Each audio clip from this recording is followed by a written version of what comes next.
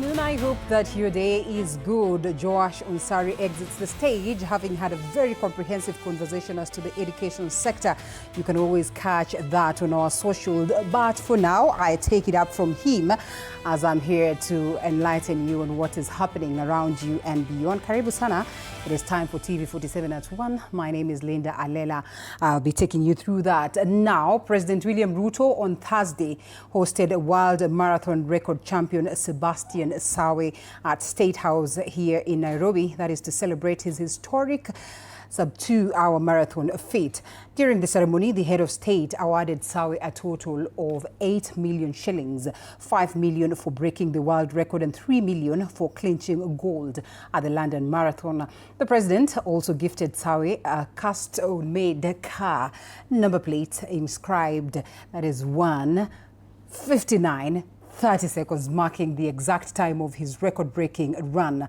President Ruto hailed Sawe's achievements as extraordinary, noting that becoming the first human to run a marathon in under 2 hours is a rare and inspirational moment for Kenya and the world. Congratulations to him. Here is what happened.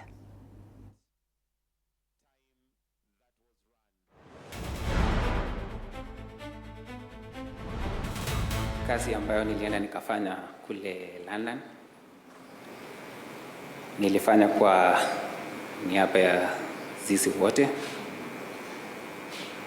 kuchenga jina ya nchi yetu iendelee kung'aa kabisa, na ni furaha kwa sisi wote. Nasema tu asante, na bado tutasidi kutia bidii kwa talanta zetu. Congratulations. Congratulations to your teammates. I am sure they are the people who put some energy behind you in the competition. Our good friend from Ethiopia, Kiplimo from Uganda, and of course Kipruto right here with us. Thank you very much, Kipruto, for putting up steep competition for Sebastian to make the history that he has made. Pongezi to all of you, and what Sebastian has achieved, running a marathon sub-2 under 2 hours, confirms Kenya's place as the origin of wonder. If there was... All right, human rights defenders have strongly condemned the ongoing violence in Mwingi, saying it has disrupted daily life and instilled fear among residents. Community organizations are now calling for urgent government intervention to restore calm and protect citizens' rights. The groups went further, demanding the registration or resignation of government officials who fail to do their jobs effectively, accusing the Ministry of Interior of failing to prevent the clashes and protect vulnerable communities.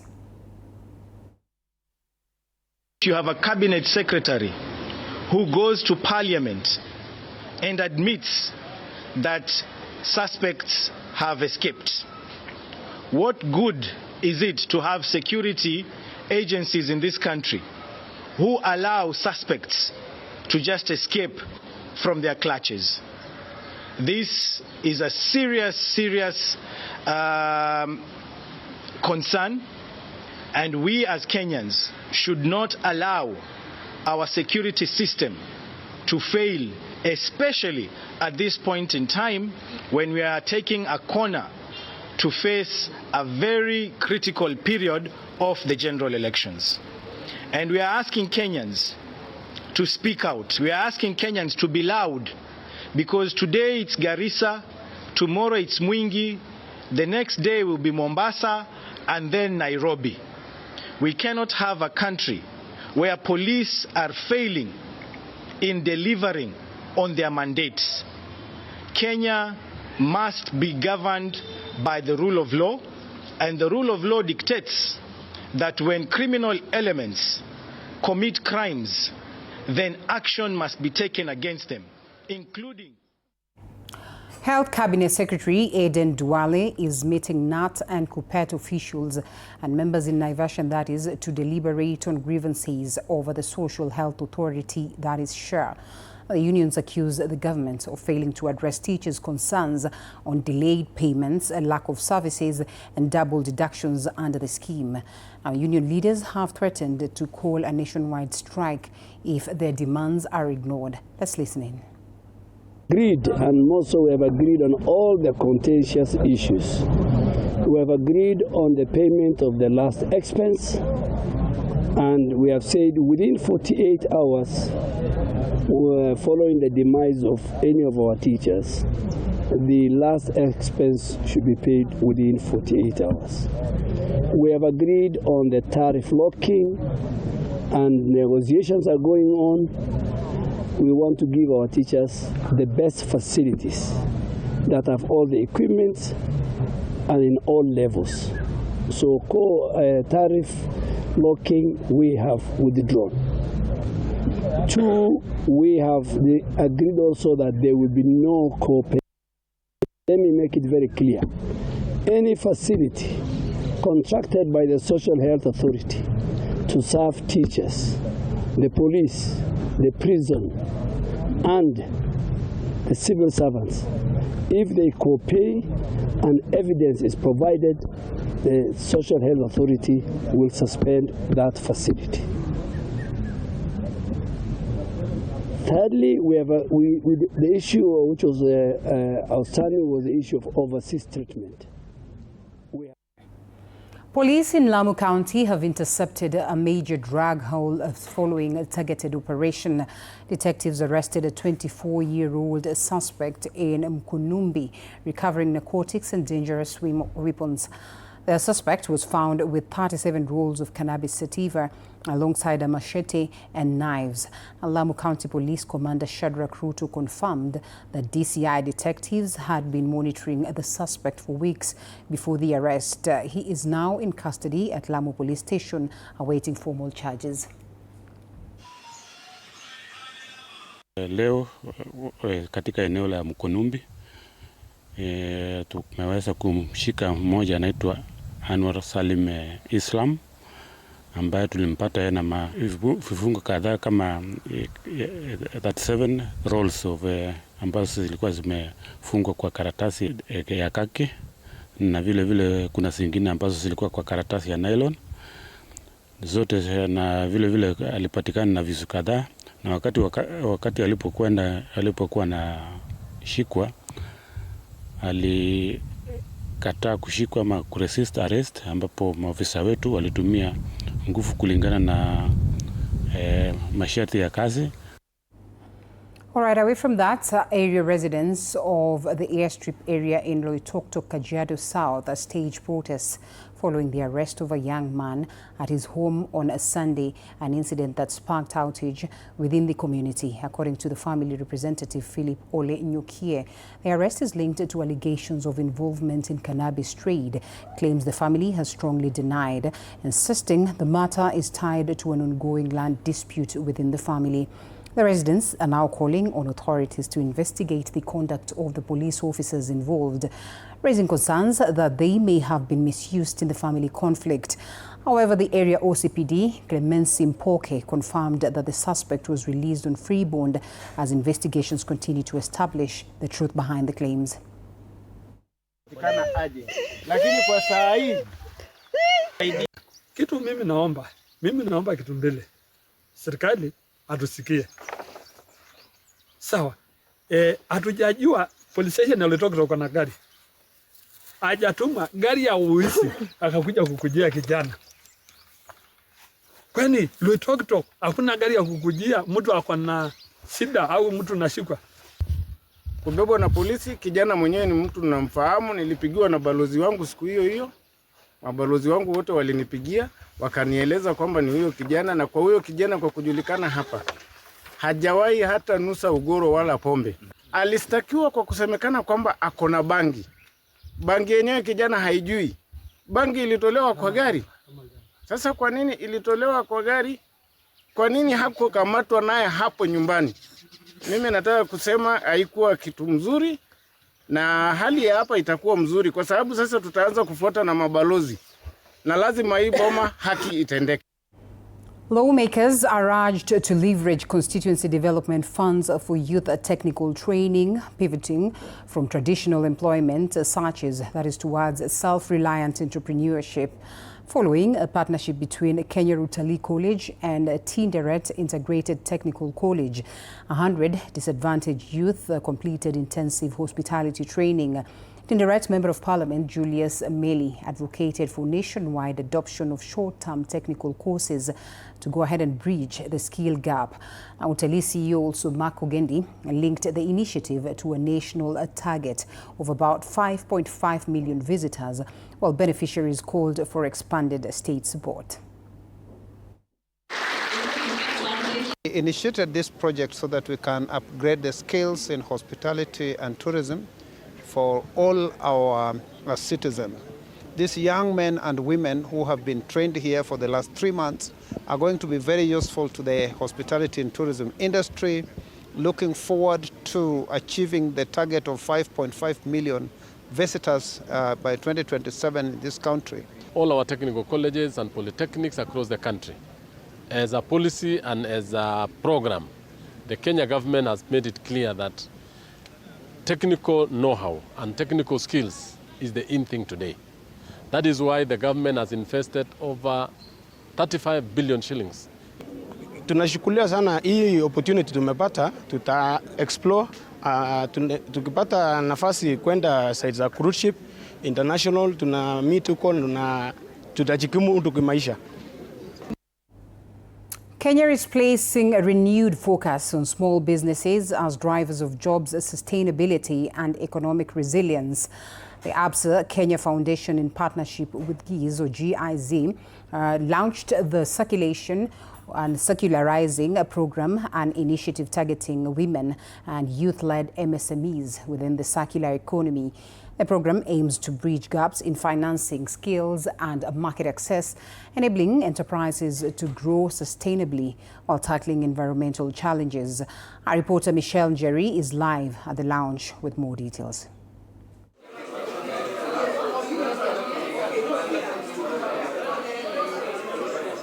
All right, a very good afternoon to you, Linda Alela. We continue with our coverage here at the launch of the Circularizing program, an initiative that aims to focus on strengthening women and also the youth within the circular economy. With me here, I'm now joined by Charles Wakabi, the head of sustainability and corporate affairs at ABSA Bank Kenya. Karibu sana katika runinga ya TV47. Nashukuru sana. Okay, how are you feeling today? It's been a really fantastic day, and I couldn't be more excited than this morning to see the launch of something that we've been working on in the back rooms for a very long time. A partnership between ABSA Kenya Foundation, the GIZ, as well as Africa Guarantee Fund, to put together this really exciting program that's called Circularizing. Circularizing is a program that seeks to solve two problems at once, at the same time. One is a problem of supporting and generating growth for SMEs and MSMEs, and on the other hand is to deal with the incremental challenges that we are seeing in the climate,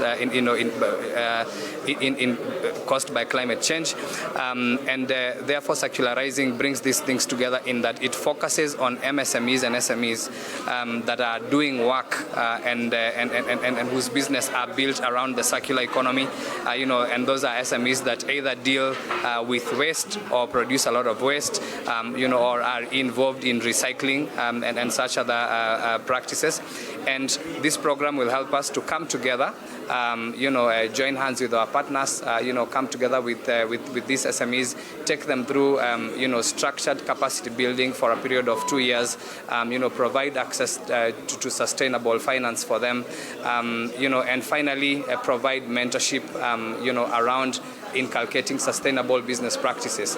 Why is this important? It is important because if you consider our economy today, the biggest drivers of job creation in this country is SMEs and MSMEs, and a lot of them have struggled, over the years with certain things such as access to affordable and sustainable finance. And so when we came together as partners, we said, what might we do to support this segment with the ultimate goal of creating, more jobs? And so the direct outcomes of this program are many, but just to mention a few, from an environmental perspective, we target to have about 6,000 tons of waste recycled. This program will touch about 2,000 entrepreneurs from across, Kenya.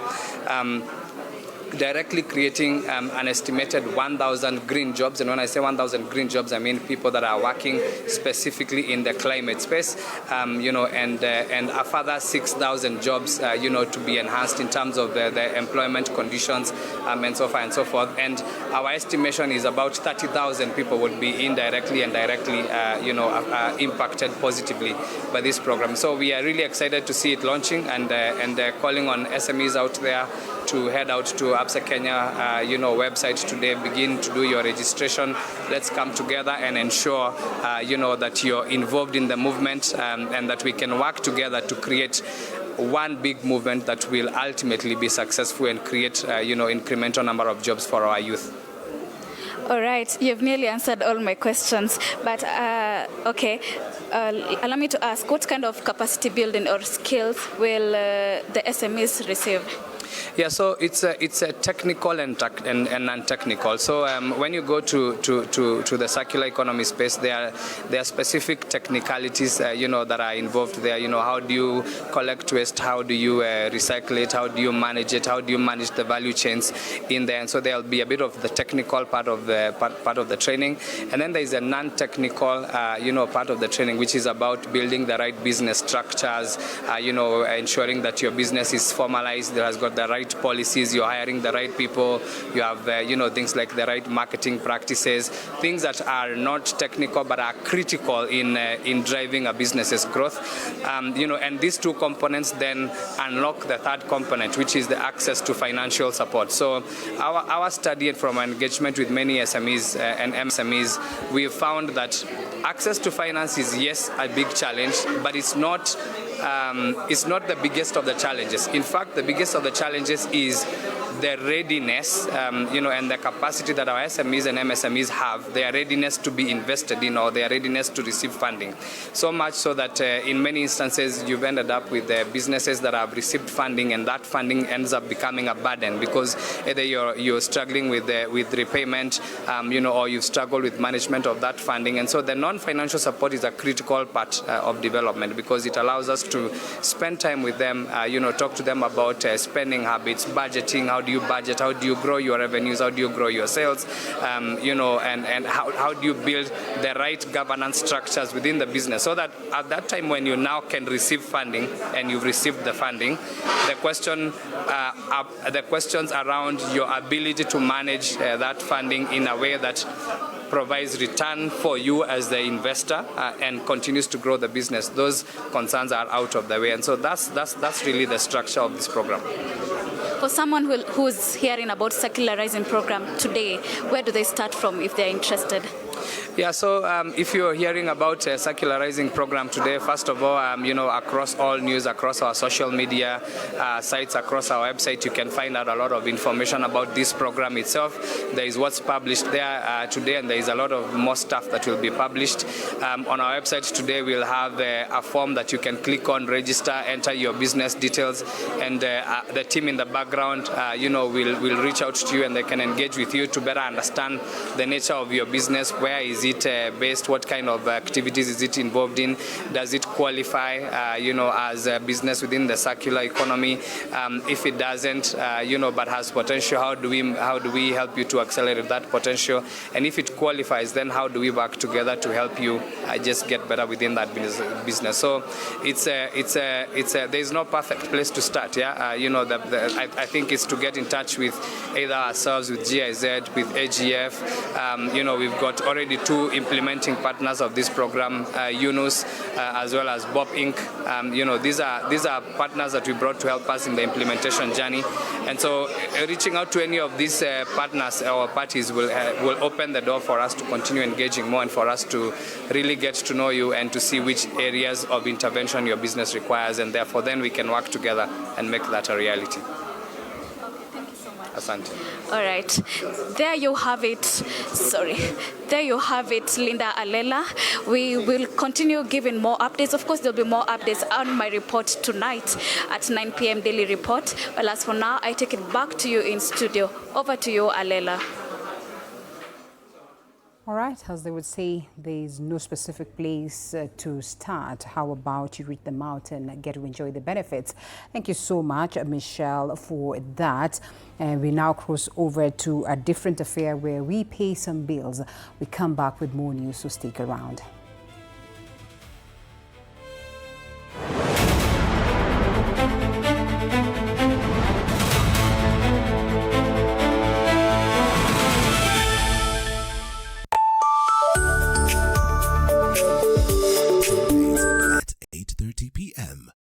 Good morning. You have my rent? Leo jioni kama tutakuwa tumelipa rent nauza hii simu yako. Hamna pesa. I need just to make my nails today. Sasa hivi natuhusu aje? Can I order now? Do you ship? Can I get blinking ones? Mimi nilikuwa na trade. Nimewekelea kitele yangu. Kitele yangu na trade. Ikikunyuma. Oh my God. He left me. Nitumie ni line. Uko nje kuna Wi-Fi. Why? Hi-Fi? Wait, so what do we call this dish again? I have no idea. The cucumbers are there specifically for my beauty routine. Tamulini kero umeka kwa beauty product. Na ameenda. Tunafaa tukuwe na logo yetu. Like, si ni brand already. We won't entertain divas. No. I'm not dealing with a man child. Amazing. Nishapenda hii energy. Sundays at 8:30 p.m. on TV47. Saturday at 8:30 p.m. My father used to tell me that our hotel is the home for travelers. I guess I forgot that. Recently, it's been more of a mirror of my own ambition. Booyah! We might fail. We will probably fail, but not for a lack of trying. So for the last time, and the first time, welcome to Connect In, the best experience in Eastern Central Africa and its environs.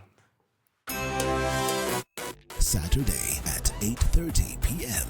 on TV47. Wednesdays at 8:30 p.m. This is a very serious place. I see that. Surely. Hey, Nyumba. This is the place. Just for a few days. Rule number 2. Kwani Google inajua maisha yangu wewe? That's my seat. It's a chair. It was hers. You're new here? Yes. You learned the rhythm. This place is run by structure. Structure. It is a system. Ni venye tu ni system iskizi. And what happens if something you haven't chosen enters your day? I remove it. That's not always going to be possible here. Then you are going to have a problem. Noted. What are you planning? To escape from a resort? This is not a resort, my friend. This is a storage. Wednesdays at 8:30 p.m. on TV47. I just want to be in the zone. Nairobi, where the hustle never sleeps and neither do the scammers. Link Up, we are talking about something that's affecting all of us. We are talking trust. We're diving into the campus life. I just want to be in the zone. Stay fresh, stay safe, Stay linked up.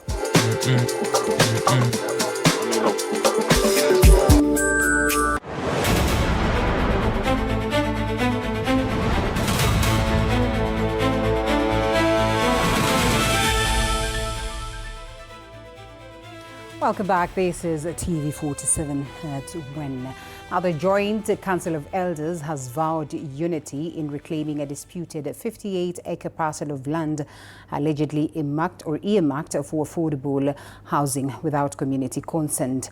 Led by Kikuyu Council of Elders Secretary General James Nene, the group condemned the local MP for what they termed as forceful interference with sacred and secured land by Mau Mau fighters during the independence struggle. They warned young people against political manipulation and affirmed their resolve to pursue justice through the courts. The group demanded the land be returned to the community regardless of current occupation and commended past residents for safeguarding the Githunguri shrine. They welcomed court orders halting the housing project and pledged to continue the legal fight.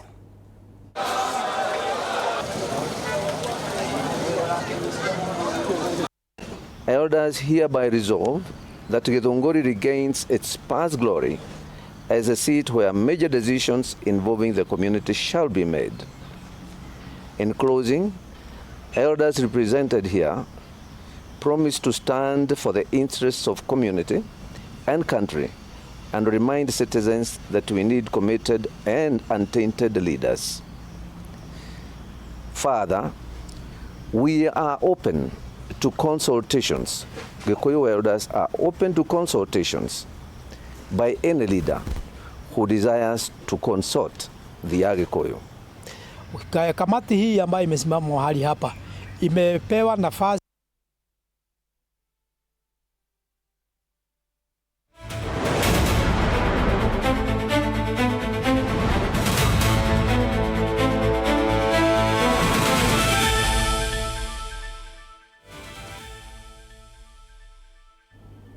All right, we get sporty. Arsenal Football Club and Atletico Madrid played out a tense and incident filled at 8:30 p.m. Good morning. You have my rent? Leo jioni kama tutakuwa tumelipa rent, nauza hii simu yako. Hamna pesa. I need 3 G's to make my nails today. Sasa hivi natuhusu aje? Can I order now? Do you ship? Can I get blinking ones? Mimi nilikuwa na trade. Nimeekelea kitele yangu. Kitele yangu na trade. Ikikunyuma. Oh my God. He left me. Nitumie ni line. Uko nje kuna wifi. Why? Hi-fi? Wait, so what do we call this dish again? I have no idea. The cucumbers are there specifically for my beauty routine. Tamulini kero umeka kwa beauty product. Na ameenda. Tunafaa tukuwe na logo yetu. Like, si ni brand already. Me, I won't entertain divas. No. I'm not dealing with a man child. Amazing. Nishapenda hii energy. Sundays at 8:30 p.m. on TV47. Saturday at 8:30 p.m. My father used to tell me that a hotel is the home for travelers. I guess I forgot that. Recently, it's been more of a mirror of my own ambition. Ooh, yeah. We might fail. We will probably. All right, I think I should close it at this very point, but need no worry because I'll be on your screens again later on to give you more updates. This is where I close the TV47 News at 1. Thank you so much. My name is Linda Alela. Good afternoon.